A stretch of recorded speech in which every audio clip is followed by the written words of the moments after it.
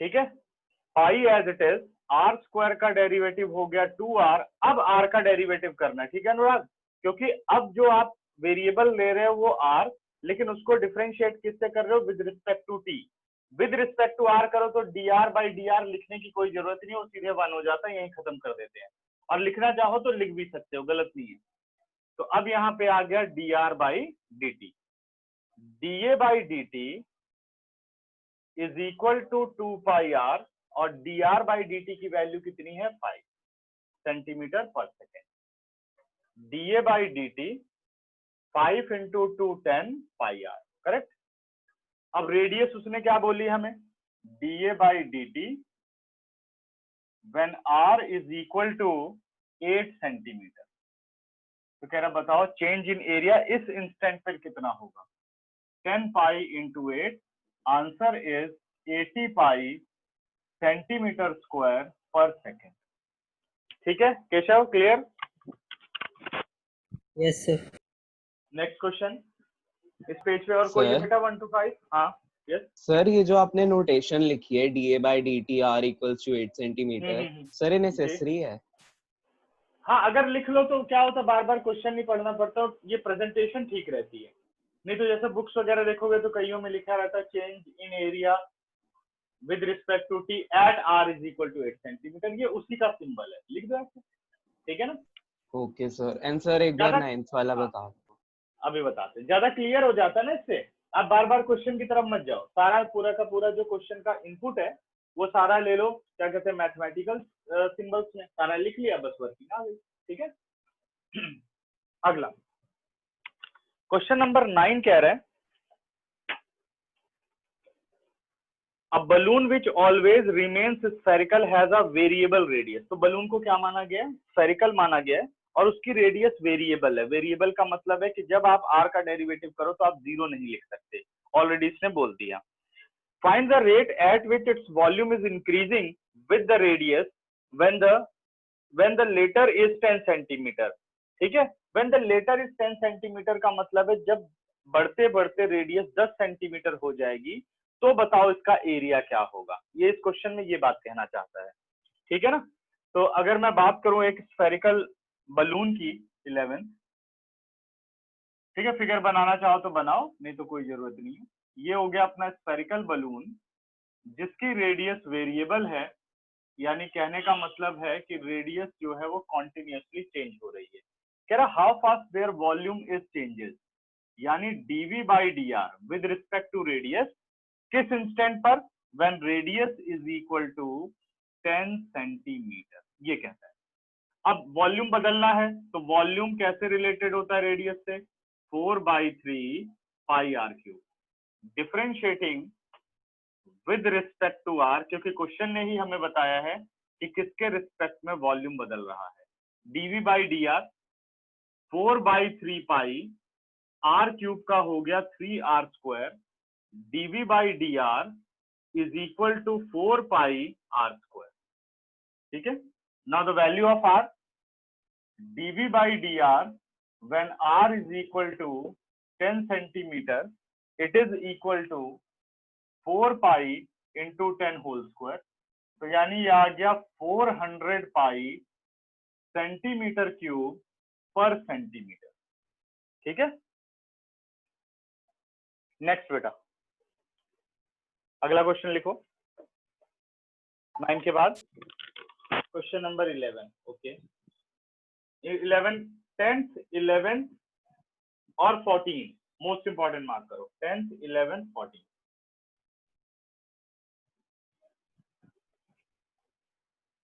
कोई बात नहीं, 2 मिनट के लिए प्रथम रुक जाओ, अपने आप से हो जाएगा, और नहीं तो दोबारा लॉग इन कर लो आप।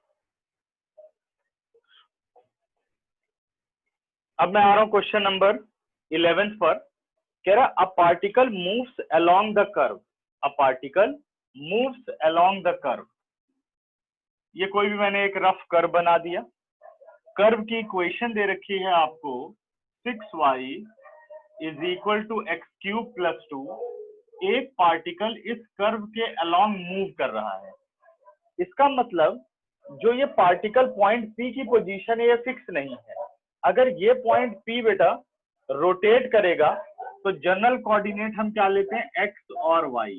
तो क्या एक्स और वाई कांस्टेंट होंगे, तो एक्स और वाई भी क्या होंगे, वेरिएबल होंगे, क्योंकि पी अपनी पोजीशन को बदलेगा। तो कोऑर्डिनेट की डेफिनेशन क्या है कि जहां पी होगा उसके अकॉर्डिंग कोऑर्डिनेट होगा। तो इसका मतलब एक्स और वाई भी क्या हो गए, वेरिएबल हो गए। ठीक है ना। अब कहता है find the point on the curve at which y coordinate is changing 8 times as fast as x coordinate। देखो अगर जैसे अब यहाँ पे यूनिट नहीं लिखी गई, ठीक है, यहाँ पे क्या हुआ, यहाँ पे यूनिट नहीं मेंशन की गई कि भाई सेंटीमीटर है मीटर। तो ऐसे केस में जब रिलेटेड रेट हो, जैसे x और y हो, अब इसमें ये बात नहीं बोली गई है कि y changes with respect to x, ऐसा नहीं है, दोनों चेंज हो रहे हैं। तो ये समझ जाओ कि इसके लिए हमें थर्ड वेरिएबल खुद इंट्रोड्यूस करना पड़ेगा कि दोनों जो है इंडिविजुअली चेंज हो रहे हैं, क्योंकि जब ये p शिफ्ट हुआ तो x की वैल्यू कुछ और होगी, y की वैल्यू कुछ और होगी। तो हमेशा अगर जैसे बोले रेट ऑफ चेंज तो समझ जाओ टाइम के रिस्पेक्ट में है, और जब मेंसुरेशन के क्वेश्चन देगा तो जरूर यूनिट से हम इस बात को पता लगा लेंगे कि टाइम में यूनिट रखनी है, नहीं तो वो स्पेशली बोलेगा कि इस वेरिएबल के रिस्पेक्ट में बदल रहा है। ठीक है, ऐसे ही इसमें भी बोल सकता था कि y changes with respect to x, तो हम इस काम को करते। अगर नहीं बोला है तो हमें अपने आप थर्ड वेरिएबल लेना पड़ेगा टाइम। ठीक है, तो कह रहा है the rate of change of y coordinate is 8 times fast as x coordinate, 8 times as fast as x coordinate।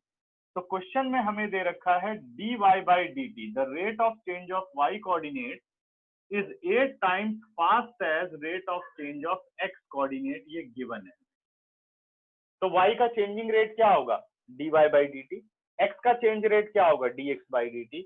कह रहा है इसका चेंज रेट इसके चेंज रेट का 8 टाइम्स है, तो ये गिवन रिलेशन है अपने पास। ठीक है, तो ये मैंने बॉक्स में कर दिया, पेपर में करने की जरूरत नहीं है, वो जो कि इस पे हाईलाइट हो इसलिए मैंने ऐसा किया। बाकी इसको मैंने लिख दिया expression 1।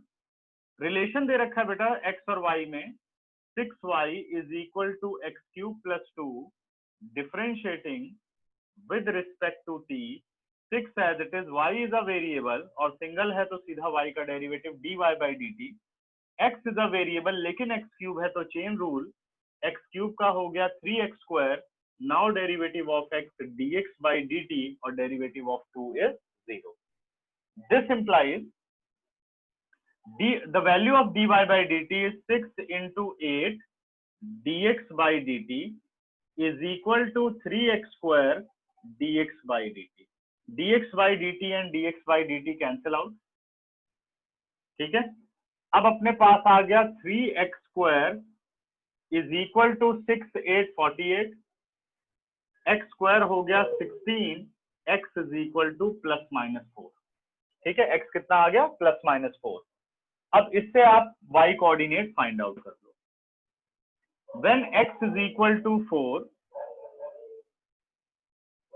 Now y is equal to, direct calculation कर रहा हूं बेटा, ये हो गया अपने पास 64 plus 2, 66 divided by 6, 66 divided by 64, हाँ 66 डिवाइडेड बाई 6 11।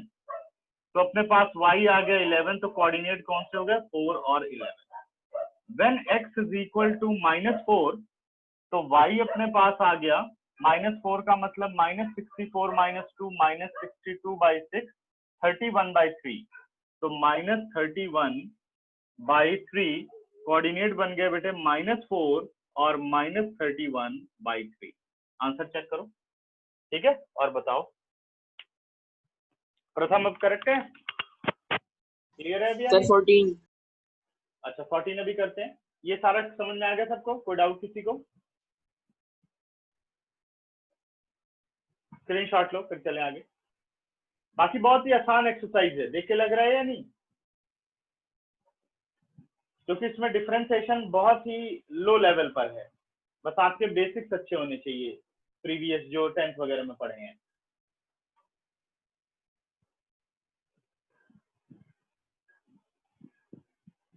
अच्छा ये था 9th क्वेश्चन, ओके बेटा, ठीक है।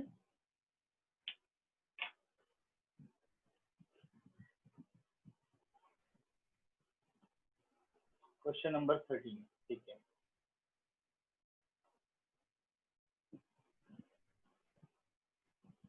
हटा रहा हूं बच्चों, स्क्रीनशॉट हो गया होगा, अब हटा रहा हूं।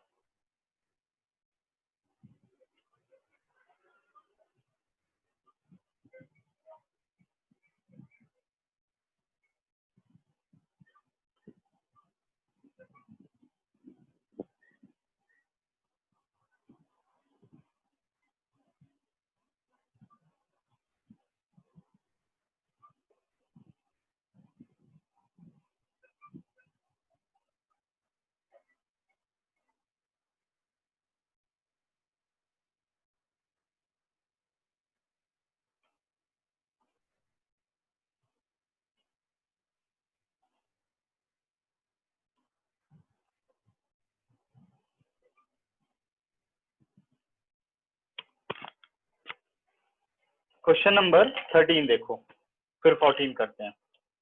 क्वेश्चन नंबर 13 कह रहा है a balloon which always remains spherical has a variable diameter.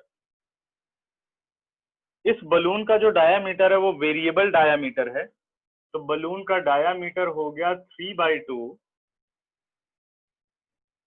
2x + 1। Find the rate of change of its volume with respect to x। देखो अपने आप इसने कहा the rate of change of volume with respect to x, x की कोई unit नहीं है, इसीलिए जब आप वॉल्यूम को चेंज रेट निकालोगे x के रिस्पेक्ट में तो उसकी भी कोई यूनिट आपको नहीं लिखनी, बस चेंज लिख देना है। देखो कैसे, अगर मैं एक स्फेरिकल बलून की बात करूं जिसका डायामीटर है 2x + 1, तो इसकी रेडियस क्या होगी, हाफ हो जाएगी, यानी 3/4 2x + 1। ठीक है, अब हम इसके वॉल्यूम की बात करें तो वॉल्यूम हो गया 4/3 पाई r3, 3/4 2x + 1 होल क्यूब। ठीक है, तो वॉल्यूम इज इक्वल टू 4/3 पाई, 3 का क्यूब हो गया 27, 4 का क्यूब हो गया 64, it is 2x + 1 whole cube. ठीक है, 416 39, आंसर आ गया अपने पास 9/16 पाई 2x + 1 होल क्यूब। अब इसने किसके रिस्पेक्ट में से चेंज करने को बोला है, विद रिस्पेक्ट टू x, तो डिफरेंशिएट कर देते हैं, differentiating with respect to x, तो ये बन गया बेटा dv/dx 9/16 पाई, यहाँ chain rule 3 × 2x + 1 whole square, और 2x + 1 का डेरिवेटिव हो गया 2। ठीक है, तो 2 8 16 9 3 27, आंसर आ गया dv/dx is equal to 27/8 pi 2x + 1 whole square, और यहाँ कोई यूनिट नहीं डालनी आपको। ठीक है, क्लियर। क्वेश्चन नंबर 14 कर दूं, फिर बाकी के डाउट पूछता हूँ। क्वेश्चन नंबर 14 कह रहा है the sand is pouring from a pipe at the rate of 12 cm3/सेकेंड। देखो क्या बदल रहा है, वॉल्यूम बदल रहा है। The falling sand form a cone on the ground in such a way that the height of the cone is always 1/6 of the radius of the base. How fast is the height of the sand cone is increasing when the height is 4 centimetre. कह रहा है जब height 4 centimetre हो। प्रथम एक बार बेटा दोबारा login करो, मैं एक्सेप्ट करता हूं, जल्दी करो, आएगा क्लियर। बाकी सबको क्लियर है बच्चों, या है और किसी को भी डाउट है, ये दिक्कत आ रही है, सॉरी, कोई एक कंफर्म कर दो मुझे। आ रही है सर। ठीक है, आ रही है ना, ठीक है, चलो देखते हैं अभी इसको क्या दिक्कत आ रही है।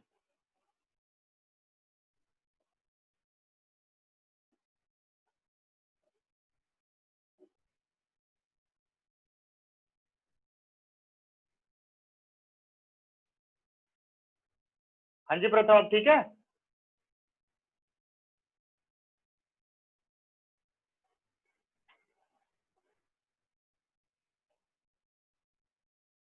चलो लिख देना अभी, ठीक है, सही हो जाए तो। कह रहा sand is pouring from a pipe. वैसे तो ज्यादातर पाइप सिलेंड्रिकल होती है, बट इसकी शेप से हमें कुछ लेना देना नहीं है, ना ही ये फिगर आप चाहो बनाना चाहो तो बनाओ, नहीं तो नहीं। ठीक है, तो क्वेश्चन क्या कह रहा है, sand is pouring from a pipe, इस तरीके से रेत जो है वो गिराई जा रही है, और ऐसे रेत गिरने से क्या हो रहा है कि फॉलिंग सैंड फॉर्म अ कोन। ये देखा होगा तुम लोगों ने, जब भी रेत गिरती है तो इसी शेप में ऐसे गिरती है, ठीक है ना। अब फॉलिंग सैंड जो कोन बना रहा है उसका कॉन्सेप्ट ये है कि उसकी हाइट 1/6 है उसकी रेडियस की, यानी नीचे जो है वो ज्यादा बड़ा हो रहा है और हाइट कम इंक्रीज हो रही है। तो यहाँ जो रिलेशन दिया गया, रेडियस मैंने r ले लिया, हाइट h ले ली। पहले दोनों के बारे में डिसाइड करो कि अगर आप कोन का वॉल्यूम चेंज कर रहे हो तो क्या हाइट और रेडियस वेरिएबल होंगे या इसमें से कोई एक कांस्टेंट होगा। अगर यहीं से आप समझना शुरू करोगे कि कैसे हम मेंसुरेशन में कौन सी चीज वेरिएबल और कौन सी चीज कांस्टेंट लेते हैं, तो जो सबसे लास्ट टॉपिक मैक्सिमा मिनिमा है उसको समझना बहुत ही आसान हो जाएगा, ठीक है। अब देखो, अगर आप इसके वॉल्यूम को बढ़ा रहे हो और हाइट और रेडियस में दोनों में चेंज आ रहा है तो ये दोनों वेरिएबल है, यानी जब आप डेरिवेटिव करोगे तो दोनों को ही डिफरेंशिएटिंग वेरिएबल मानना पड़ेगा। तो आगे क्वेश्चन ये कहते हैं, the relation between height and radius is height is 1/6 of the radius, height is 1/6 of the radius, ठीक है।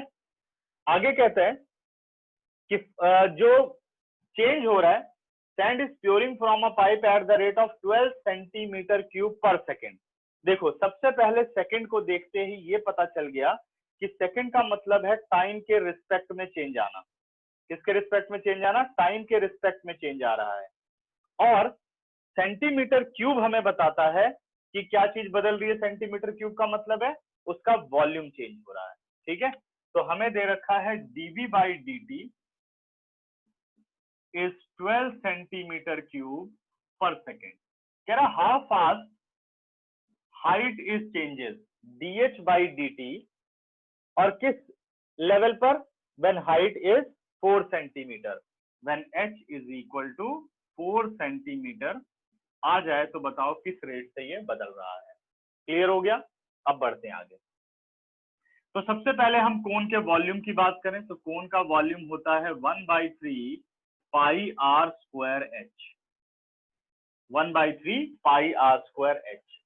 अब अगर आप यहां पर ध्यान दो, 1/3 पाई r स्क्वायर h, तो 1/3 कांस्टेंट, पाई कांस्टेंट, लेकिन r is variable and h is variable. अगर एट अ टाइम आप डिफरेंशिएट करो तो आपको यहां पर लगाना पड़ेगा प्रोडक्ट रूल, और प्रोडक्ट रूल लगाने पर आपके पास बनेगा dr/dt, ठीक है ना। dr/dt की सिचुएशन बनेगी और dh/dt की सिचुएशन बनेगी।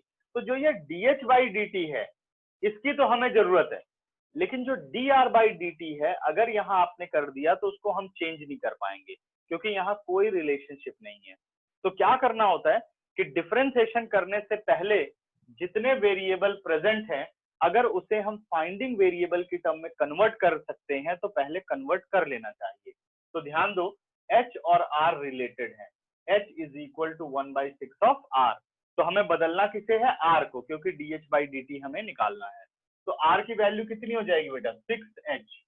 तो ये हो गया volume is equal to 1/3 pi 6h whole square into h।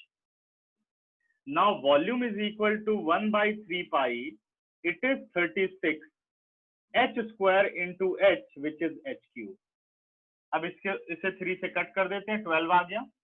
Volume is equal to 12 pi h cube। Now differentiating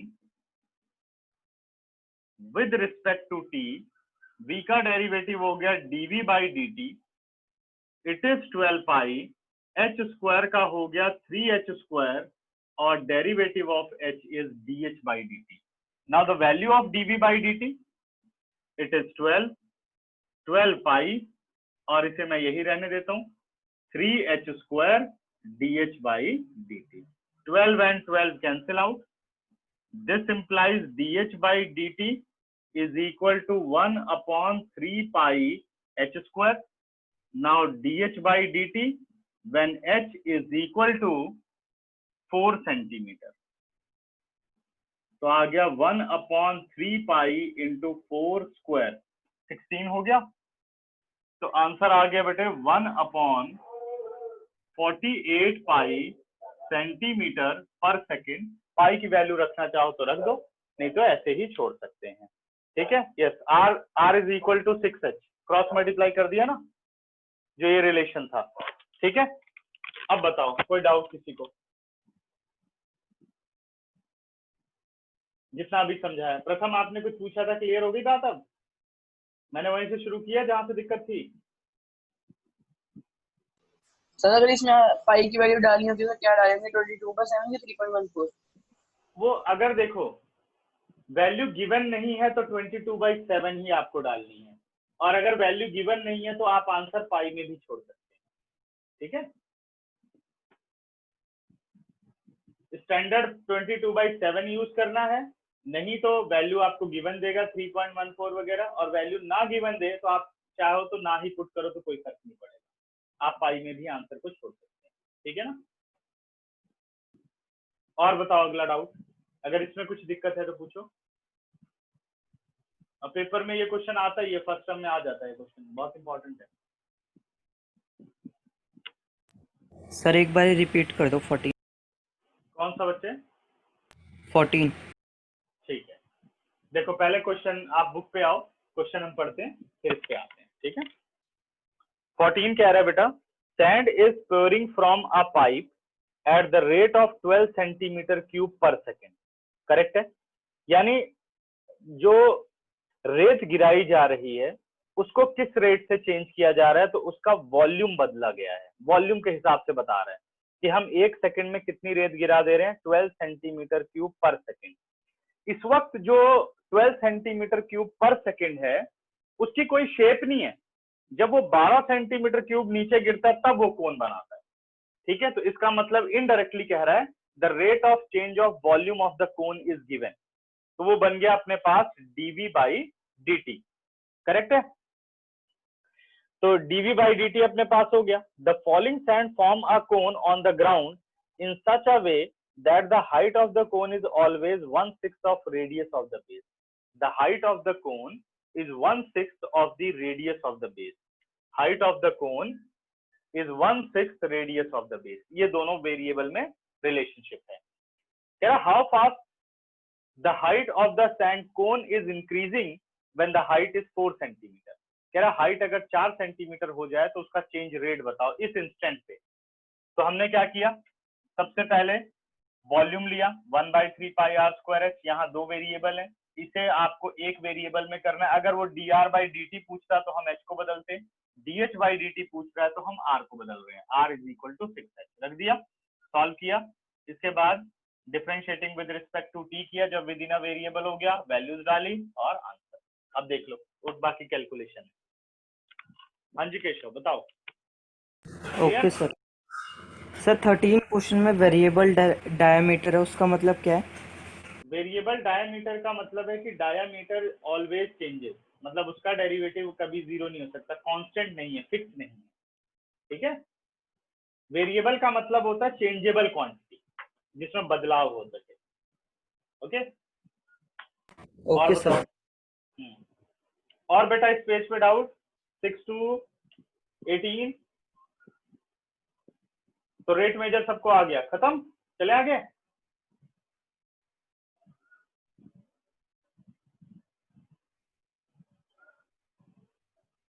question number 16 कह रहा find the total revenue in rupees received from the sale of x unit of the product given by, find the marginal revenue when x is equal to 7।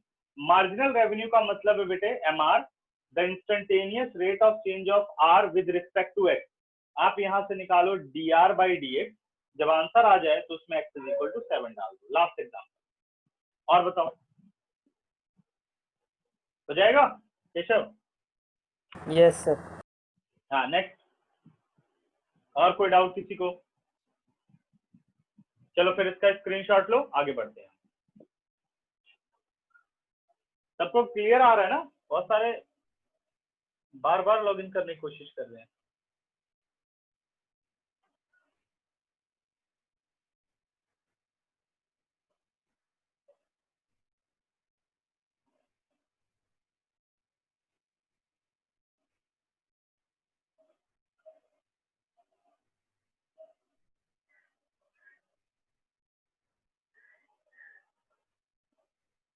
ठीक, ऐसे join करते रहो खुशी, कोई बात नहीं।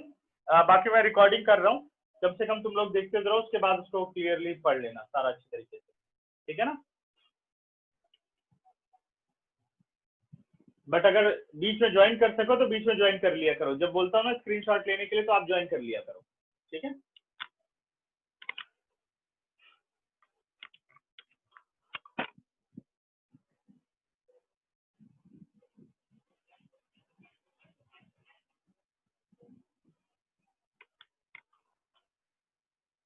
अब नेक्स्ट टॉपिक पर बढ़ रहा हूँ बेटा, tangent and normal.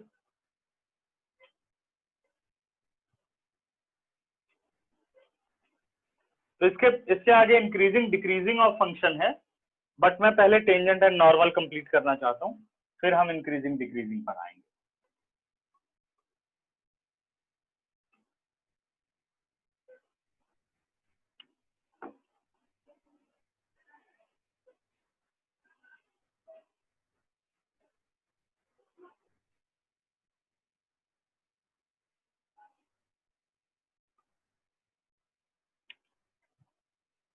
Eleventh class में हमने टॉपिक पढ़ा था स्ट्रेट लाइन, याद है सबको? ठीक है, तो स्ट्रेट लाइन के कॉन्सेप्ट्स का इस चैप्टर में बहुत ज्यादा इस्तेमाल होता है, ठीक है। तो मैं यहाँ पर सारे के सारे वो बेसिक कॉन्सेप्ट्स लिख रहा हूँ जिसपे ज्यादातर क्वेश्चन बनते हैं, ठीक है। तो एक बार रिपीट हो जाएगा, फिर हम टेंजेंट एंड नॉर्मल पर आते हैं। तो इसको टेंजेंट एंड नॉर्मल के टॉपिक में डाल लेना है जो बेसिक कॉन्सेप्ट है।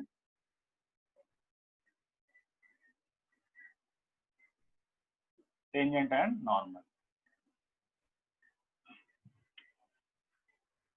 Important basic concept.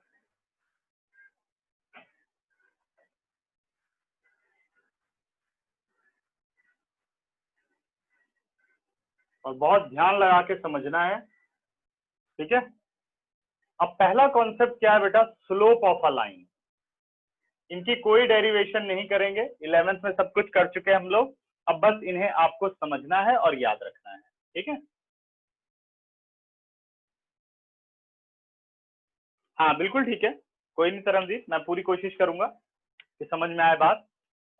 Slope of a line, एक लाइन का स्लोप क्या होता है?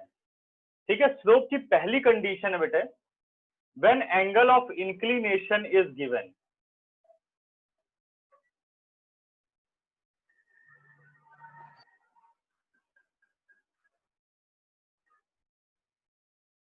एक लाइन का स्लोप आप तब निकाल सकते हो जब किसी भी लाइन का एंगल ऑफ इंक्लिनेशन गिवन हो। अब समझना है कि एंगल ऑफ इंक्लिनेशन होता क्या है।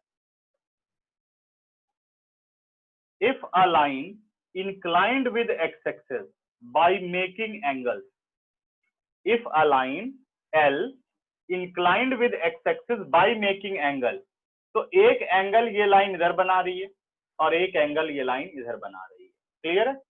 तो इसके दो इंक्लिनेशन है, अगर आप चाहो तो इस तरफ से इंक्लिनेशन कह सकते हो या इस तरफ से इंक्लिनेशन कह सकते हो, लेकिन जब हमें स्लोप निकालना होता है तो एंगल ऑफ इंक्लिनेशन हम डिसाइड करते हैं उस एंगल को जो ओपन हो रहा है बेटे positive side of the x axis की तरफ।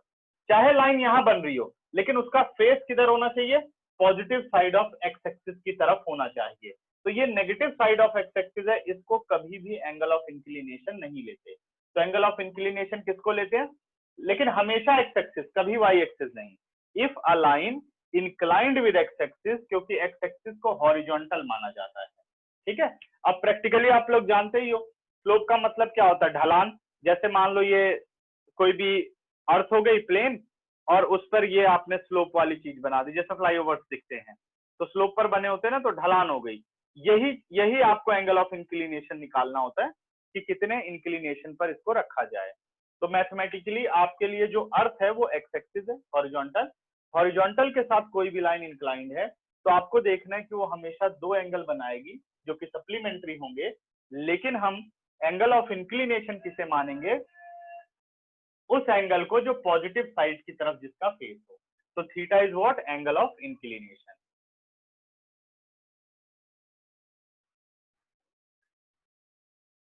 ठीक है। अब इस थीटा की जो रेंज होती है वो ग्रेटर देन इक्वल टू 0 होती है बट लेस देन पाई होती है, ये ध्यान रखना है। Theta is greater than equal to 0 but less than pi, less than equal to pi, sorry. यहां से चलना शुरू होगा तो ज्यादा से ज्यादा यहां आ जाएगा, ठीक है।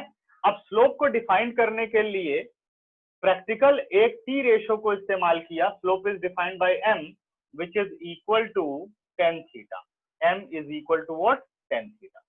So tan theta is slope of the line where m is represent slope of line L. Clear है?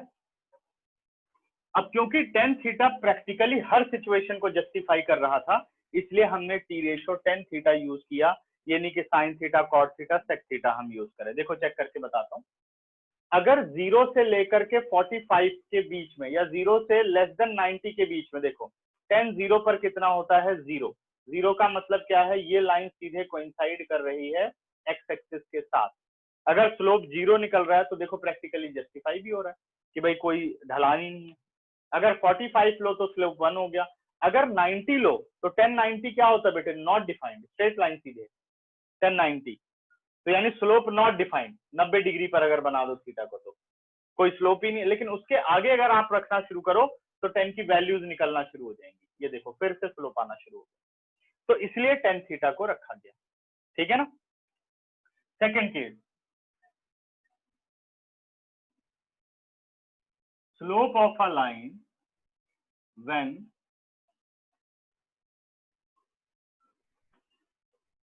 coordinate of two passing points of line is given. ये दूसरा केस है बेटे। slope of a line when coordinate of two passing point of the line is given.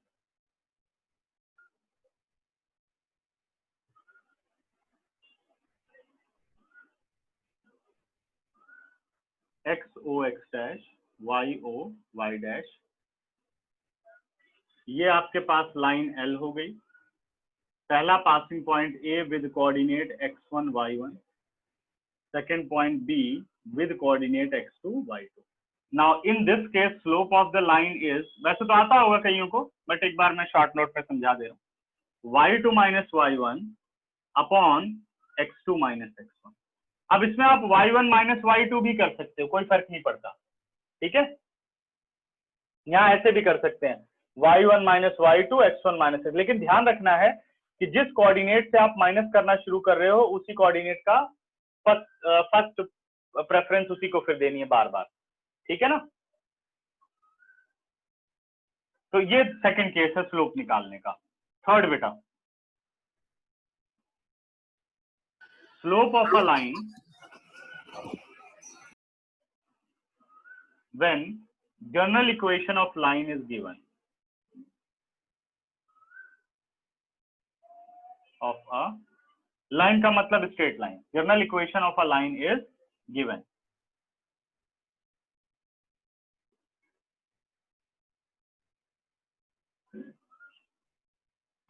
General equation line की होती है बेटे ax plus by plus c is equal to 0। इस case में जब हम स्लोप निकालते हैं तो m होता है minus coefficient of x upon coefficient of y, ठीक है।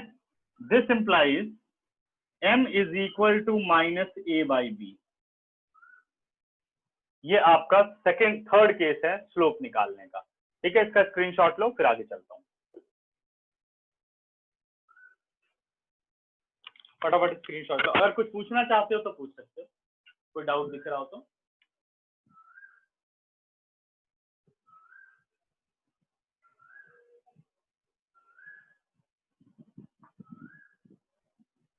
स्लोप का मतलब होता है बेटे जैसे ये मेजर करना। देखो स्लोप अगर हम बात करें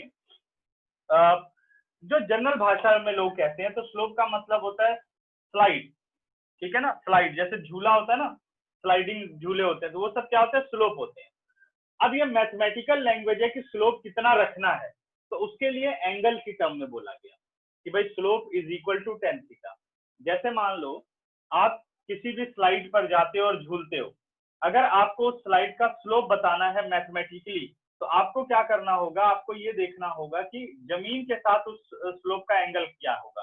कैसे चेक करोगे, जहां हम स्लोप का एंड होता है आप वहां पर एंगल को मेजर करेंगे, फिर उसका tan थीटा निकाल देंगे, तो आप बता सकते हैं कि इसका स्लोप कितना, मतलब ये कितने ढलान पर है, ये आप बता सकते हो। तो उस प्रैक्टिकल चीज को मैथमेटिकली लाया गया है। ठीक है, कि जैसे बताया भाई 45 डिग्री पर तूने बनाना है, स्लोप 1 रखना है, तो समझ जाएगा कितने एंगल पर हमें इस स्लाइड को बनाना है या इस फ्लाईओवर को बनाना है।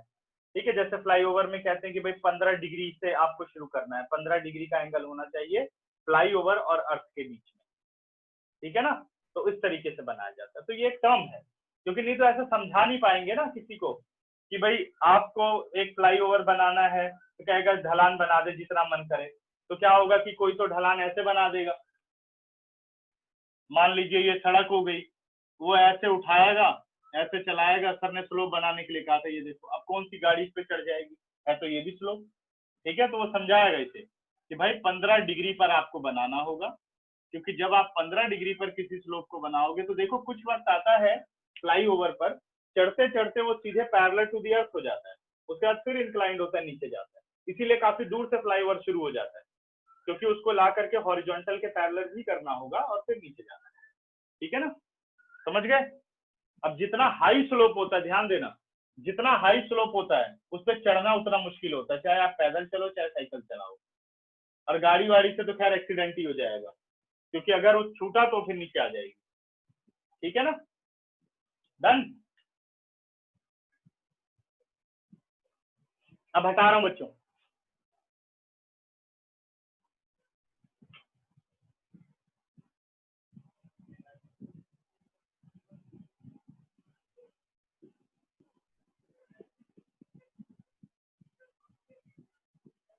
अब नेक्स्ट है अपने पास slope of a line when general equation of line is given. Fourth है बेटा, स्लोप ऑफ अ लाइन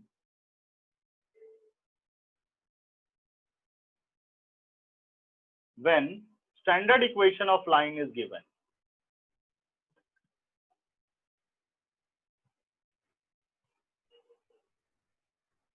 अब ये स्टैंडर्ड इक्वेशन क्या होती है?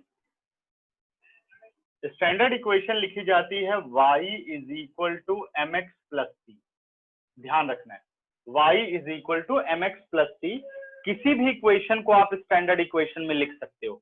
जैसे इसे मुझे जनरल इक्वेशन को स्टैंडर्ड में लिखना है तो by को यहीं रखूंगा, ax प्लस सी को राइट पे ले जाऊंगा, फिर b से डिवाइड कर दूंगा। y in terms of x अगर किसी भी लीनियर इक्वेशन को आप लिख देते हो तो it is known as standard equation of a straight line. ठीक है ना।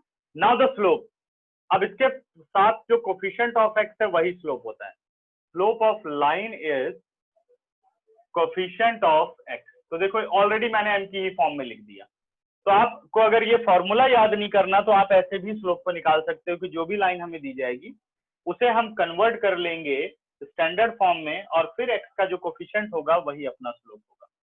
ठीक है ना, देखो ध्यान से, ये x a उधर पहुंच जाएगा, माइनस ए हो जाएगा, b नीचे गया तो माइनस ए बाई बी आगे। ठीक है, तो ये तो थी स्लोप की कहानी कि भाई स्लोप कितने तरीकों से आपके पास आ सकता है। इसके बाद फिफ्थ बेसिक कॉन्सेप्ट है आपके पास रिलेशन बिटवीन स्लोप्स।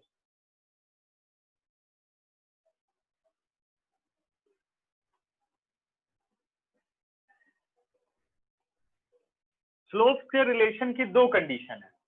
सपोज अपने पास लाइन L1 है जिसका स्लोप m1 है और लाइन L2 है जिसका स्लोप m2 है। If line L1 is parallel to L2, ये तो मुझे लगता है सबको याद होगा, then slope of the lines are equal, and if the slope of lines are equal then lines are parallel। ठीक है, अगर स्लोप बराबर है तो लाइनें पैरेलल है और अगर लाइनें पैरेलल है तो स्लोप इक्वल है। ठीक है, ये था फिफ्थ का पहला रिलेशन। दूसरा बेटे, if lines are perpendicular, L1 perpendicular to L2, then product of the slope यानी m1 into m2 is equal to -1 and converse is also true। if product of slope of two lines is -1, then lines are parallel, or sorry, perpendicular. If lines are perpendicular, then product of their slope is -1. ठीक है, next.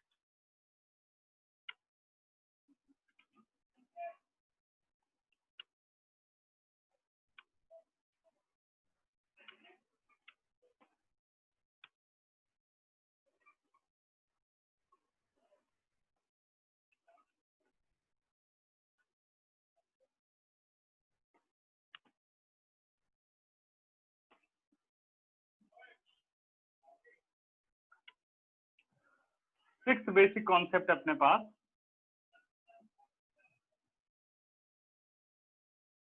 Find angle between two lines. To find angle between two lines when slopes of lines are given. अगर lines के slope आपको दिए जाएं तो उनके बीच में आप एंगल कैसे निकाल सकते हो. ठीक है,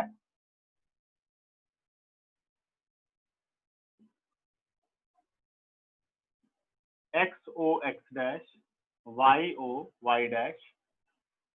ये सपोज अपने पास है लाइन L1 और ये लाइन हो गई बेटे L2. Line L1 with slope M1 और line L2 with slope M2. ठीक है, एंगल बिटवीन टू लाइन. अगर आप इस एंगल को मानते हो थीटा तो दूसरा एंगल कितना हो जाएगा 180 माइनस थीटा, क्योंकि ये लीनियर पेयर है, ध्यान दो. या पाई माइनस थीटा रेडियन में लिखना चाहो तो. ये थीटा है तो ये भी थीटा होगा, ये 180 माइनस थीटा है तो ये भी 180 माइनस थीटा होगा by vertically opposite angle concept. ठीक है ना. तो अब ये समझ जाओ कि यही दो नेचर होते हैं एंगल के. तो अगर आपको दोनों के स्लोप पता है तो आप एंगल को कैसे निकालोगे. तो कॉन्सेप्ट होता है tan theta is equal to m2 minus m1 whole upon 1 plus m1 into m2 whole mod. अब मॉड क्यों लगाया, क्योंकि अगर थीटा एक एक्यूट एंगल है तो 180 माइनस थीटा क्या हो गया, ऑब्ट्यूस एंगल. ऑब्ट्यूस एंगल का क्वाड्रेंट कौन सा हुआ, सेकंड.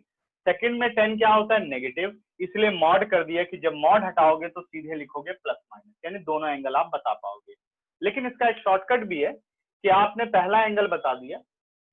ठीक है, मान लो 45 निकल गया पॉजिटिव, मान लो अंदर -1 ही आ रहा है but after the mod it is +1, तो पहला एंगल निकल गया 45. 180 में से 45 माइनस कर दोगे, दूसरा 135 निकल जाएगा. तो ये ध्यान रखना है. ठीक है, कि सप्लीमेंट्री एंगल्स होते हैं. Seventh concept. अब स्लोप के सारे कंसेप्ट हो गए खत्म. अब हम आ रहे हैं equation of a line. Equation of line.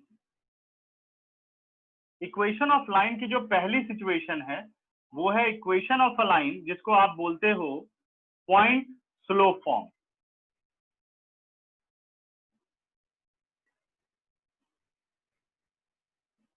ये पॉइंट स्लोप फॉर्म क्या है, तो इसके लिए बस कंडीशन याद रखनी. पूरा चैप्टर इसी एक इक्वेशन से कर सकते हो, लेकिन कुछ स्टैंडर्ड इक्वेशन है, अगर उसे याद रखते हैं तो हम अपना थोड़ा टाइम बचा सकते हैं.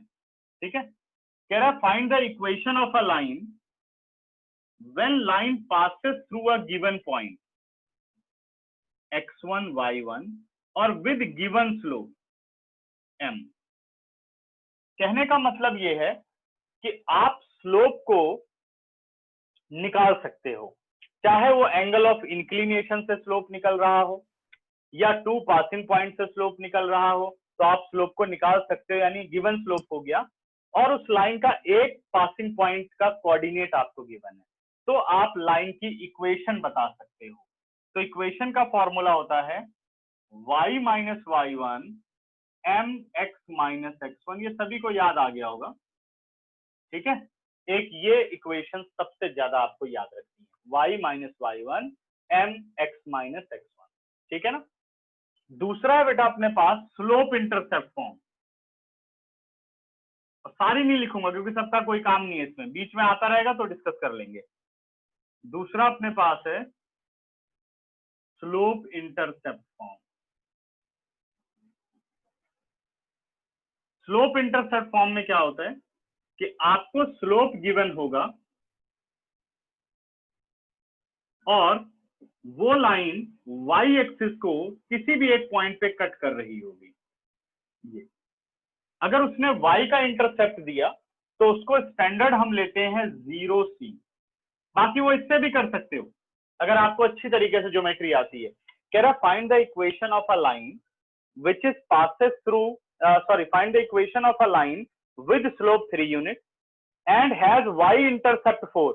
तो ये समझ जाओ, जब कह रहा है y इंटरसेप्ट तो यानी जहां लाइन y एक्सिस को कट कर रही है वो 4 है, तो y एक्सिस पे कोऑर्डिनेट क्या होता है, x कोऑर्डिनेट 0 होता है, सीधे आ गया 0, तो 0 और 4 हो जाएगा। तो आपको एक पासिंग पॉइंट मिल गया, यही वाली कंडीशन हो गई कि 0 और 4, स्लोप आपको 3 मिल गया, इसमें रख करके निकाल सकते हो। ठीक है, बाकी ये मैं इसलिए पढ़ा रहा हूं कि मैंने यहाँ पे आपको एक स्टैंडर्ड इक्वेशन बताई थी, तो ये उसी स्टैंडर्ड इक्वेशन की फॉर्मेशन है। देखो यही बन जाएगा, ये y is equal to mx plus c। ठीक है, नोट करो, फिर एक अगली क्वेश्चन पढ़ते हैं, लास्ट इक्वेशन खत्म हो जाएगा। करणदीप दोबारा लॉग इन कर लो बेटा। तो एक बारी सबसे पूछ लो कि सबका ब्लर आ रहा है। देखो बेटे सभी क्लियर है या नहीं? क्लियर है सर। क्लियर है सबको सर। क्लियर है? क्लियर है सर। ठीक है, चलो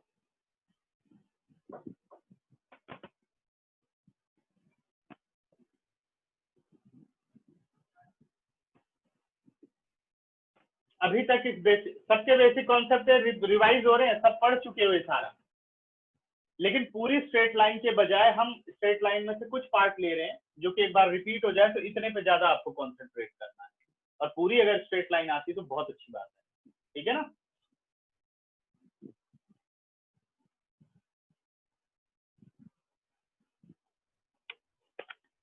तो स्क्रीनशॉट लो फटाफट, फिर आगे चलें हम।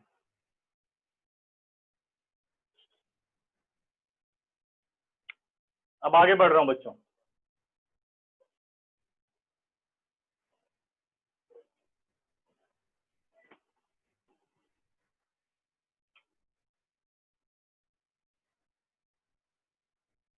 अब इसके बाद आता है इंटरसेप्ट फॉर्म, फर्स्ट, सेकंड और थर्ड।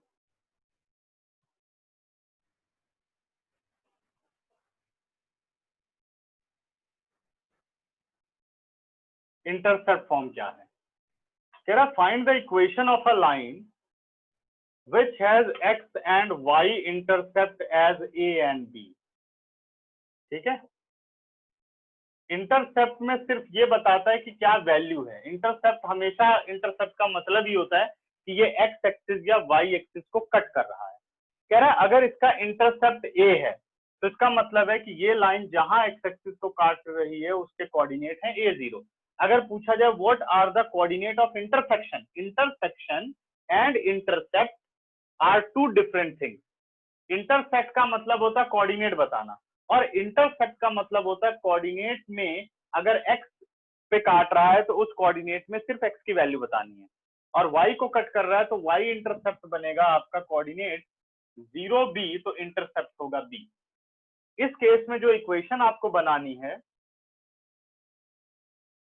वो सीधे बनाओगे x upon a plus y upon b is equal to 1। ठीक है, अब देखो इसे इससे भी कर सकते हो आप। आपको 2 पॉइंट पता है, पासिंग पॉइंट, स्लोप निकाला, स्लोप निकालने के बाद किसी एक पॉइंट को यूज किया, पॉइंट स्लोप फॉर्म लगा दिया। लेकिन कुछ ऐसे सिचुएशन वो क्रिएट करेगा कि बिना इसके आपका काम नहीं चलेगा, नहीं तो बहुत ज्यादा ज्योमेट्री आपको लगानी पड़ेगी। ठीक है ना? तो इसलिए कम से कम इतनी इक्वेशंस आपको आनी चाहिए जिन्हें हम डायरेक्टली अप्लाई कर सकते हैं। ठीक है, अब एक और इंपॉर्टेंट कॉन्सेप्ट, अभी तक हम खत्म कर चुके हैं 7, now 8। Slope of a line when line equally inclined with axis। कह रहा उस लाइन का स्लोप बताओ जो एक्सिस के साथ इक्वली इंक्लाइंड हो। इसका मतलब समझो,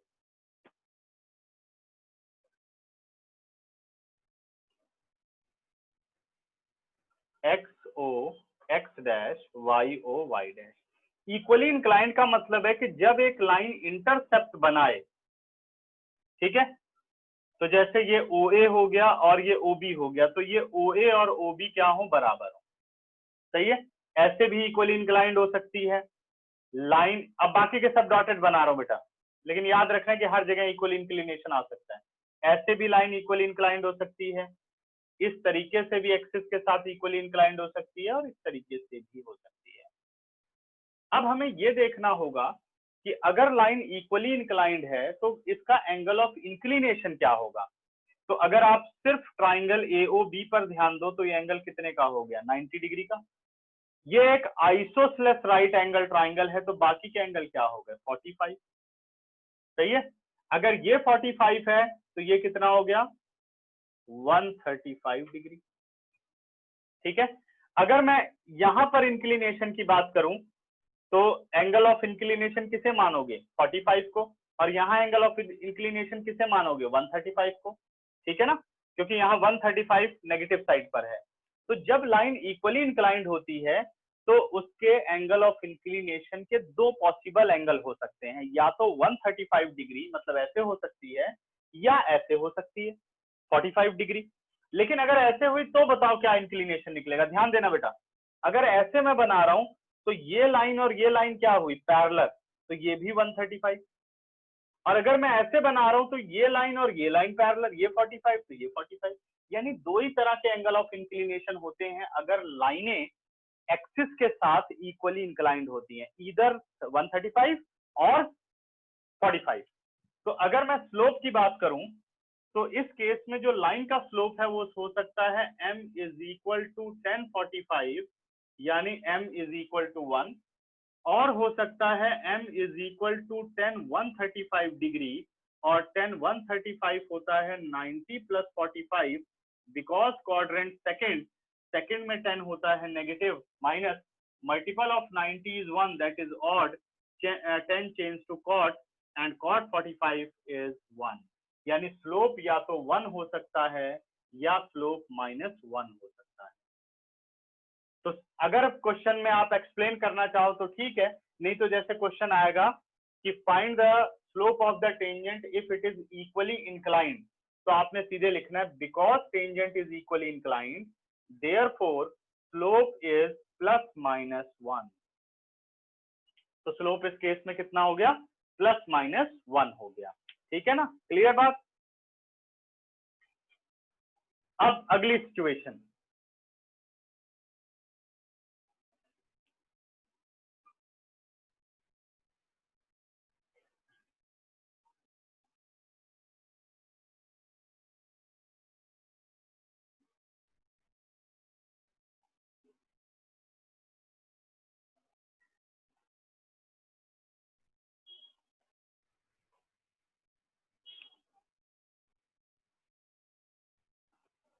सेकंड पार्ट।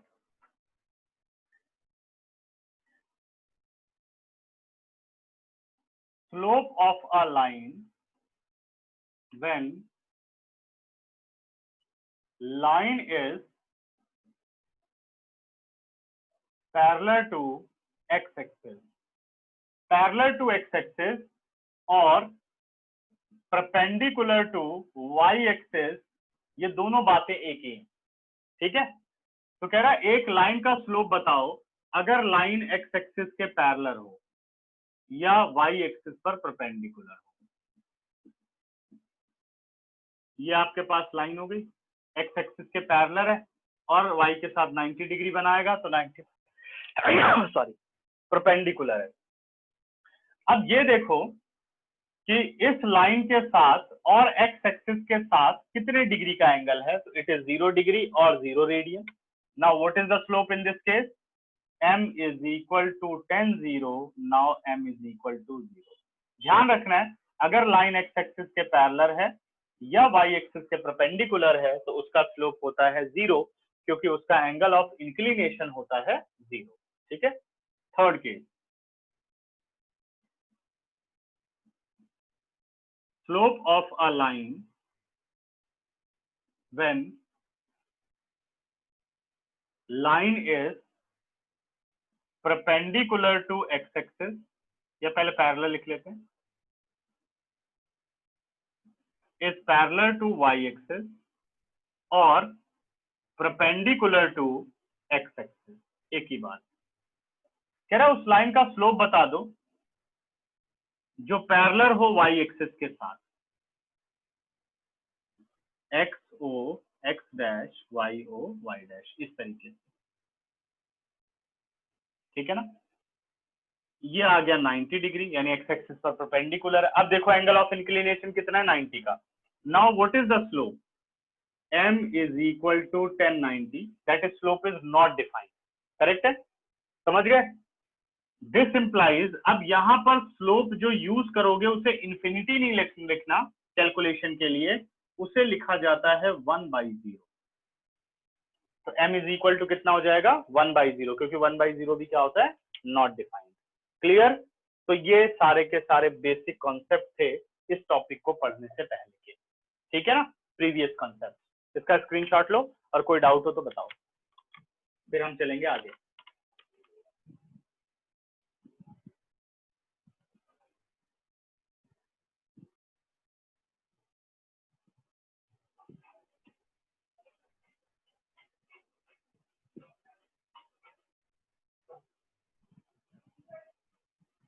डन, पूछना है किसी को कुछ? सर यस, सर ये जो स्लोप आया है 1/0, इसे नॉट डिफाइन तो नहीं लिख सकते ना? इसको इन्फिनिटी नहीं लिखना आपको, वैसे लिख सकते हैं इन्फिनिटी और केसेस में, बट प्रैक्टिकली जैसे यहाँ पर क्वेश्चन करेंगे तो इसे 1/0 आपको लिखा। ऐसा इसलिए हम लिख सकते हैं क्योंकि 1090 को आप लिख सकते हो 1/cot 90, है ना, और cot 90 क्या होता है, 0 होता है, तो 1/0 इसलिए, जो कि हम एक कैलकुलेशन करके रिजल्ट ला सके। ऐसा इसलिए, अगर इस लाइन की इक्वेशन निकालनी हो तो क्या इसकी कोई इक्वेशन नहीं होगी? अगर line parallel to the y axis है तो उसकी इक्वेशन होती है x इज इक्वल टू, जहां पर वो इसको टच कर रहा है, वो इक्वेशन जस्टिफाई हो, इसलिए ऐसा किया।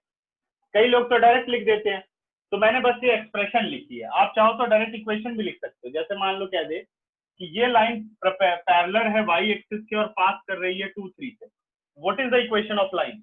अगर आपको आता है तो आप कहोगे कि ये कौन सी लाइन है, वर्टिकल लाइन है। वर्टिकल लाइन की इक्वेशन होती है x इज इक्वल टू, यानी x इज इक्वल टू 2 इसकी इक्वेशन, ठीक है ना। और अगर हम अपने अलजेब्रा से भाई line passes through a given point करें तब भी आंसर आएगा। कैसे? एक लाइन की कोई पासेस पॉइंट हो गया y-3, स्लोप को लिख दिया बेटे 1 - 0 और x - 2, अब कर दिया क्रॉस मल्टीप्लाई 0, तो 0 इंटू समथिंग 0, देखो वही आंसर आ गया। अगर ज्योमेट्री स्ट्रॉन्ग है तब तो डायरेक्ट लिख दो x इज इक्वल टू, कोई नंबर नहीं काट सकता, और नहीं तो फिर इस तरीके पे भी हम जा सकते हैं। मैंने 2 ऑप्शन कर दिए हैं, ठीक है ना। केशव, यस और नो?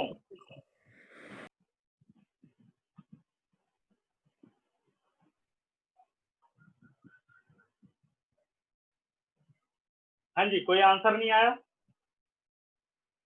समझ नहीं आई बात? ओके सर, ठीक। अब हटा रहा हूं बच्चों सारा। अब हम आएंगे अपने टॉपिक पर, टेंजेंट एंड नॉर्मल। ये टेंजेंट एंड नॉर्मल के सब बेसिक कंसेप्ट और देखेंगे कि इसमें एप्लीकेशन ऑफ डेरिवेटिव का क्या मतलब है, भाई डेरिवेटिव कैसे ये यूज हो रहा है।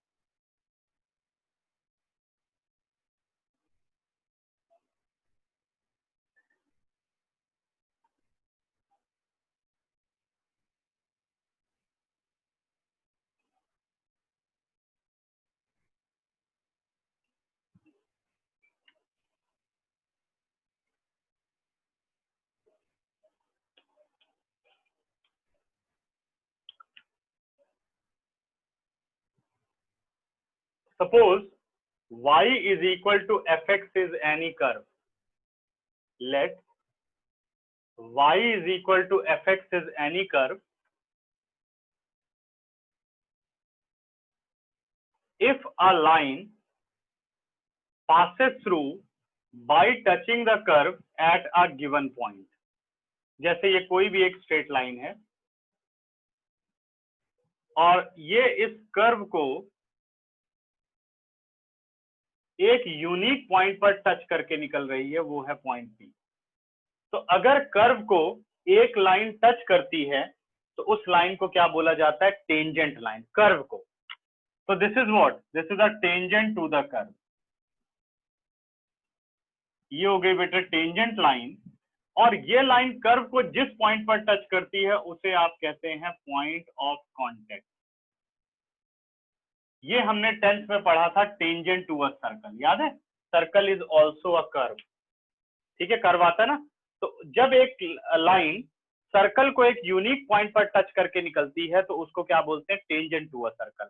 अब वही काम आप करने चल रहे हो टेंजेंट टू एनी कर्व, चाहे वो सर्कल हो, पैराबोला हो, हाइपरबोला हो, एलिप्स हो, सबके टेंजेंट बन सकते हैं। और टेंजेंट हमेशा किसी भी कर्व को एक यूनिक पॉइंट पर टच करता है, एक से ज्यादा उसके पॉइंट ऑफ कांटेक्ट नहीं हो सकते, ठीक है। बट कुछ सिचुएशंस है जहां हो सकते हैं, जैसे साइन का कर्व है ऐसे, ये देखिए, सॉरी, ये देखो, जैसे एक सिंगल टेंजेंट जाए तो ये पॉइंट ऑफ कांटेक्ट, लेकिन एक जगह पर एक ही होगा, एक यहां हो गया, एक यहां हो गया, बट एक के लिए एक ही होगा, ठीक है। हाँ, पॉइंट ऑफ टेंडेंसी भी कह सकते हैं, बिल्कुल ठीक है, टेंजेंट का पॉइंट है ये। बाकी वैसे इसको ज्यादातर पॉइंट ऑफ कांटेक्ट ही हम यूज करते हैं, ठीक है। तो P is point of contact. अब ये लाइन यहां कोई ना कोई इंक्लिनेशन बनाएगी, सपोज अल्फा, तो यानी इस टेंजेंट का स्लोप आप निकाल सकते हो, ठीक है। अब बात करते हैं पॉइंट P की। अगर एक लाइन जो कि परपेंडिकुलर हो टेंजेंट पर और पास करे पॉइंट ऑफ कांटेक्ट से, तो इस लाइन को आप बोलते हो नॉर्मल लाइन। लेकिन नॉर्मल लाइन वही लाइन होगी जो पॉइंट ऑफ कांटेक्ट से पास करती हो, ऐसा नहीं कि any perpendicular line on the tangent line is known as normal line, ठीक है। किसे बोलेंगे? ऐसी लाइन जो दो चीजें सेटिस्फाई करती हो, पॉइंट ऑफ कांटेक्ट से जाती हो और टेंजेंट पर परपेंडिकुलर हो। तो अब ये बात क्लियर हो गई कि टेंजेंट एंड नॉर्मल लाइन के बीच में क्या रिलेशन होता है? These two lines are perpendicular to each other. अगर दो लाइनें परपेंडिकुलर होती हैं तो उनके स्लोप में क्या रिलेशनशिप होता है? Product of the slope is -1। Clear है ना? ठीक है। अब अगर आपको इसका एंगल ऑफ इंक्लिनेशन देखना हो तो वो इस साइड माना जाएगा, towards positive side of x axis, ठीक है ना। अब डिफरेंशिएशन हमें क्या हेल्प देता है कि अगर आपको निकालना है स्लोप ऑफ द टेंजेंट, तो आप ज्योमेट्री का इस्तेमाल नहीं करना। स्लोप ऑफ द टेंजेंट होता है dy by dx at the given point of contact. अब पॉइंट ऑफ कांटेक्ट के जो भी कोऑर्डिनेट होंगे उसे आप इसमें पुट कर दो तो आपको मिल जाएगा स्लोप ऑफ द टेंजेंट। सही है। सपोज पॉइंट ऑफ कांटेक्ट के कोऑर्डिनेट हैं x1 y1, तो आपने यहां पर पुट कर देंगे। फिर हमें निकालना है स्लोप ऑफ नॉर्मल।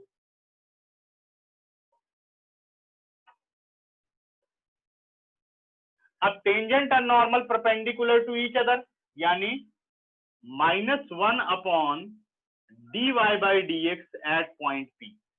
जो आपने टेंजेंट का स्लोप निकाला, मान लो m1 है स्लोप ऑफ द टेंजेंट और m2 है slope of the normal, answer is -1।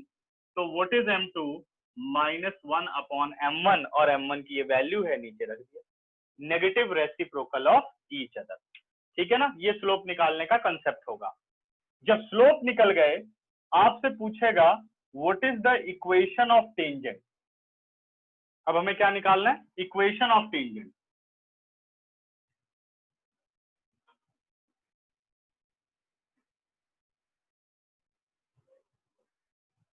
Equation of tangent के लिए, tangent is what? It is a straight line. अब स्ट्रेट लाइन का आपको स्लोप पता है और एक ये रहा पॉइंट P, एक पासिंग पॉइंट पता है उसके कोऑर्डिनेट, तो हमें कौन सी इक्वेशन लगा देनी चाहिए? Point slope form. तो पॉइंट स्लोप फॉर्म क्या कहती है? y माइनस y1 स्लोप, यानी slope of the tangent dy by dx at point P x minus x1। बस स्लोप हम निकालेंगे डिफरेंशिएशन की हेल्प से और बाकी सब स्ट्रेट लाइन के कंसेप्ट का इस्तेमाल करेंगे। ठीक है। इक्वेशन ऑफ नॉर्मल,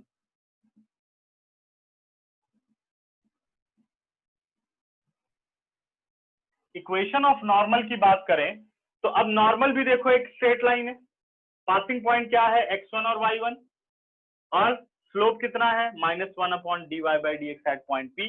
तो इक्वेशन बन गई बेटा y माइनस y1 m यानी slope -1/dy/dx at point P x minus x1। और बेसिक कॉन्सेप्ट हमने इसके पीछे कौन सा इस्तेमाल किया है, y minus y1 m x minus x1, ये अपना बेसिक कॉन्सेप्ट था।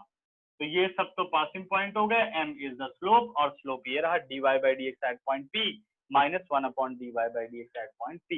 सिर्फ इतने ही फॉर्मूलों पर पूरा का पूरा टॉपिक बेस्ड है। क्लियर है? ठीक है, करेक्ट। चलो इसका स्क्रीनशॉट लो, फिर क्वेश्चन पे चलते हैं। और कोई डाउट हो तो बताओ।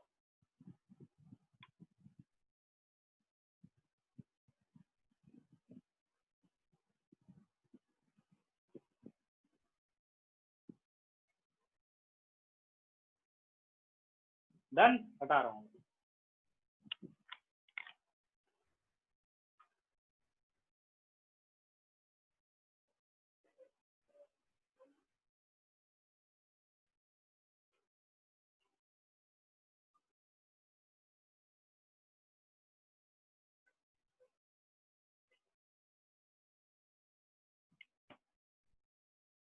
और टेस्ट की तैयारी कर लीजिएगा, 6 बजे आपका टेस्ट है। 5 मिनट या 7 मिनट पहले ही मैं पेपर जो है अपलोड कर दूंगा, ठीक है। और अच्छी तरह करो उसे, जैसे मैंने यश की शीट शेयर की है। अगर इस तरीके से आप लोग करके मुझे टेस्ट भेजते हो तो ज्यादा अच्छा है, चेक करने में इजी रहता है, ठीक है। और बिल्कुल ऐसा नहीं कि रफली पेपर कर दो, बहुत अच्छी तरीके से पेपर अटेम्प्ट करना है सबको, कि समझ लो आप दे रहे हो एग्जाम में, ठीक है। यानी कि चल भाई ट्यूशन ही तो है, क्या हो गया। जो इस ट्यूशन को सीरियस नहीं लेता उसके पेपर में नंबर नहीं आते, जो ट्यूशन को सीरियस लेता है उसके पेपर में बहुत नंबर आते हैं। उससे ज्यादा पढ़ने की जरूरत नहीं होती मैथ्स में, सो के जाएगा तब भी 100 में से 100 लाएगा, ठीक है। देखो पेज नंबर 207 पर आ जाओ, एग्जाम्पल 14 डिस्कस करेंगे।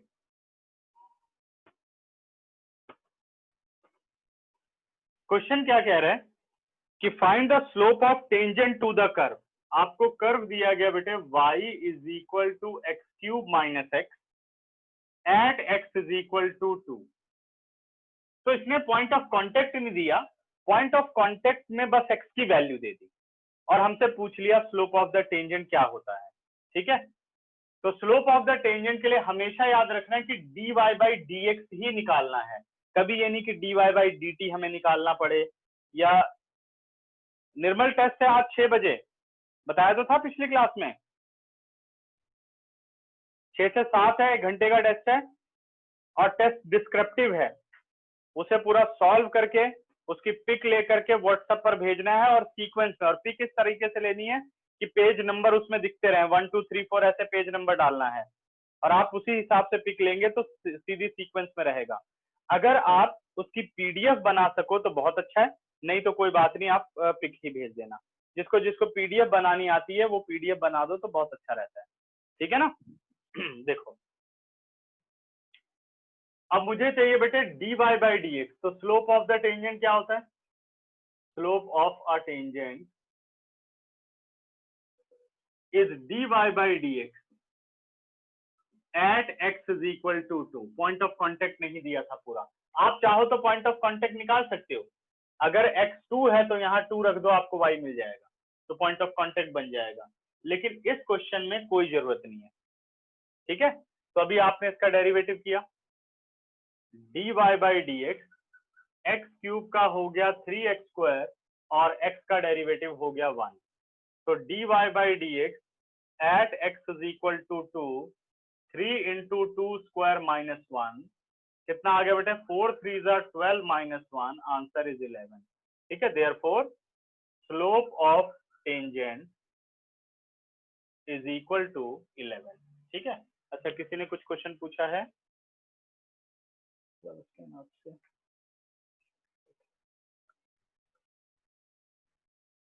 हाँ ठीक है, जो जो कर सकता है कर देगा, नहीं तो बस मुझे एक स्टेप करना पड़ता है, मुझे कन्वर्ट करना पड़ता है, मेरा थोड़ा टाइम सेव हो जाएगा। निर्मल कह रहा है सर टेस्ट कब है? 7 बजे। 7 बजे ठीक है, कोई बात नहीं, आप 7 बजे करके मुझे भेज देना 8 बजे तक, ठीक है।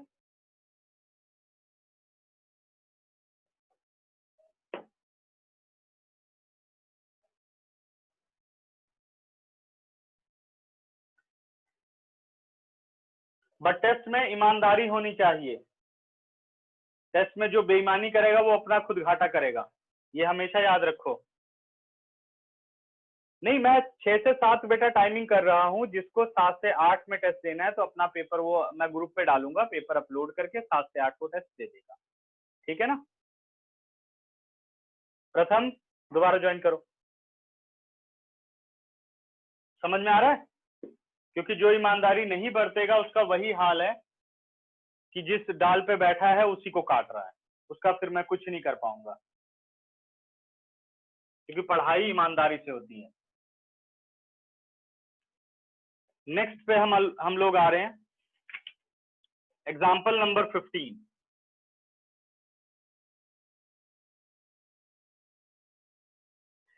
Find the point at which tangent to the curve. Curve आपको दे रखा है y is equal to square root 4x minus 3 minus 1 has its slope 2/3। देखो दो तरह के क्वेश्चन अभी तक आपने देखे। पहले वाली सिचुएशन क्या थी कि पहले वाले में तो ये बोला गया कि आपको पॉइंट ऑफ कांटेक्ट गिवन है, स्लोप बताना है, और अभी जो दूसरी सिचुएशन है उसमें आप देख रहे हो find the point at which tangent to the curve has its slope 2/3। अब आपको पॉइंट बताना है और स्लोप गिवन है, ठीक है, पॉइंट बताना है और स्लोप गिवन है। तो ये थोड़ा मैं स्टेप अलग करता हूँ, एनसीईआरटी एक्स और वाई ही रखता है, मैं पॉइंट ऑफ कांटेक्ट को लेट करके क्वेश्चन को सॉल्व करता हूँ, ठीक है। और इस टाइप के क्वेश्चन ज्यादा इंपॉर्टेंट है। Let Px1y1 be the point of contact। मैं ये मान करके चलता हूं वो जनरल कोऑर्डिनेट x1 y1 है, जिस पर जो स्लोप है, स्लोप ऑफ टेंजेंट है, ध्यान रखना नॉर्मल पूछ रहा है या टेंजेंट, तो ये क्या पूछ रहा है? टेंजेंट।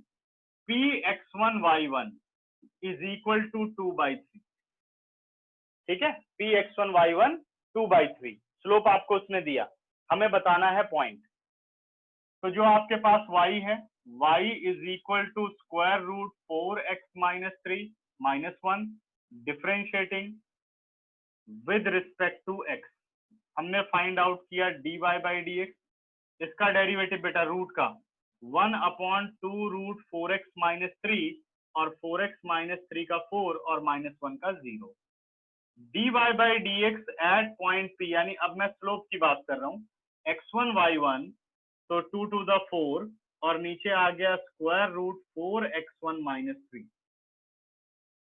अब स्लोप किसके बराबर है? This implies slope is 2/3 which is equal to 2 upon square root 4x1 minus 3। 2 and 2 cancel out, cross multiply किया बेटे, square root 4x1 minus 3 is equal to 3, squaring on both sides 4x1 minus 3 9, this implies 4x1 is equal to 12, now x1 is equal to 3। अब x1 तो आ गया, y1 कैसे निकालें? तो आप एक बात पर ध्यान दो कि कोई भी कर्व है, मान लो ये कर्व है, अगर पॉइंट P की बात करें तो ये x1 और y1 आपको दे रहा है ना। अब ये पॉइंट नॉर्मल पर भी लाई करेगा, टेंजेंट पर भी लाई करेगा और कर्व पर भी लाई करेगा। क्या ये तीनों की इक्वेशन सेटिस्फाई नहीं करेगा? टेंजेंट की इक्वेशन को भी सेटिस्फाई करेगा क्योंकि टेंजेंट पे आ रहा है, नॉर्मल की इक्वेशन को भी सेटिस्फाई करेगा, नॉर्मल पे आ रहा है, कर्व की इक्वेशन को सेटिस्फाई करेगा, कर्व पे आ रहा है। तो आप y कैसे निकालते हो? Because point lie on the curve, therefore this coordinate satisfy equation of the curve. तो y1 is equal to root 4x1 minus 3 minus 1. What about x1? x1 is 3. Now what is y1? 4 3s are 12 minus 3 9 minus 1। अब देखो एक situation है जो हमें confusion देती है, कि अब मैं स्क्वायर रूट को प्लस माइनस 3 लिखूं या 3 लिखूं। तो ये हमेशा आपको याद रखना है कि जो ये प्लस माइनस वाला काम होता है ये क्वाड्रेटिक इक्वेशन में होता है, फंक्शन में कभी नहीं। फंक्शन में y एक डिपेंडेंट वेरिएबल होता है और x इंडिपेंडेंट होता है। तो अब जब आप रूट के अंदर y की वैल्यू निकाल रहे हो स्क्वायर रूट समथिंग, तो ये अब एक इक्वेशन नहीं है, x पुट करके आप y बता रहे हो। तो जब आप x पुट करके y बता रहे हो तो ये इक्वेशन नहीं है, इसलिए 9 का रूट सिर्फ +3 होगा, +-3 नहीं होगा। तो y1 कितना आ गया बेटा? y1 is 2। तो what is the point of contact? x is 3 and y is 2। अगर इसी क्वेश्चन में कह दे what is the equation of the tangent, तो स्लोप ऑफ द टेंजेंट आपके पास है, पासिंग पॉइंट आपके पास है, सीधी equation y minus y1 m x minus x। Equation of normal कह दे तो टेंजेंट का स्लोप अपने पास है, इसका नेगेटिव रेसिप्रोकल किया तो -3/2 हो गया, पासिंग पॉइंट यही रहेंगे, इक्वेशन ऑफ नॉर्मल आ गई। अगर आप इन क्वेश्चन को समझ गए तो लगभग 98% खत्म हो गया है टेंजेंट एंड नॉर्मल। ठीक है ना? अब बताओ कोई डाउट?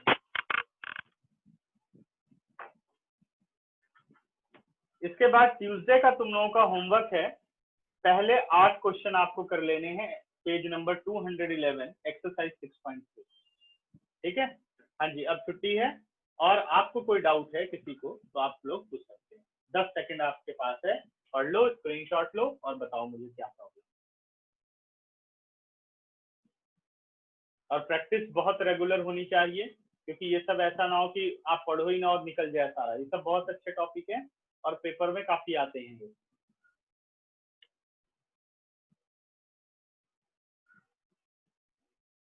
ठीक है, कोई डाउट नहीं? चलो फिर टेस्ट में मिलते हैं। टेस्ट व्हाट्सएप पर ही डालूंगा और नहीं, मीटिंग तो ऑर्गेनाइज नहीं करते। ठीक है, व्हाट्सएप पर ही डालते हैं, कोई डाउट होगा तो व्हाट्सएप पर ही पूछ लें। और फिर आगे मैं बता दे रहा हूँ, टेस्ट बहुत ईमानदारी से, जो नहीं आता उसे नहीं करना है, जितना आता है वो करो, चीटिंग नहीं करनी है आपको, क्योंकि आजकल चीटिंग करने के लिए बहुत मटेरियल है। सीधे क्वेश्चन डालते हैं गूगल पे, आंसर आ जाता है, लिख देते हैं, सोचते हैं हमने बहुत होशियारी कर ली, टीचर को पता नहीं। हमें सब पता है कौन से स्टेप कहाँ के हैं, ये समझ लो। तो वो पता ही रहता है कि कौन बेईमानी कर रहा है, कौन ईमानदारी कर रहा है। ठीक है, तो ध्यान से। सर सिर्फ डेरिवेटिव का है? नहीं बेटे, कॉन्टिन्यूटी एंड डेरिवेटिव दोनों, पूरा चैप्टर 5। ठीक है? Okay sir. सर कल तो आपने कहा था डेरिवेटिव का सर। नहीं, मैंने कहा कॉन्टिन्यूटी एंड डिफरेंशियबिलिटी बोथ। ठीक है? Okay sir. चलो बच्चों, बाय।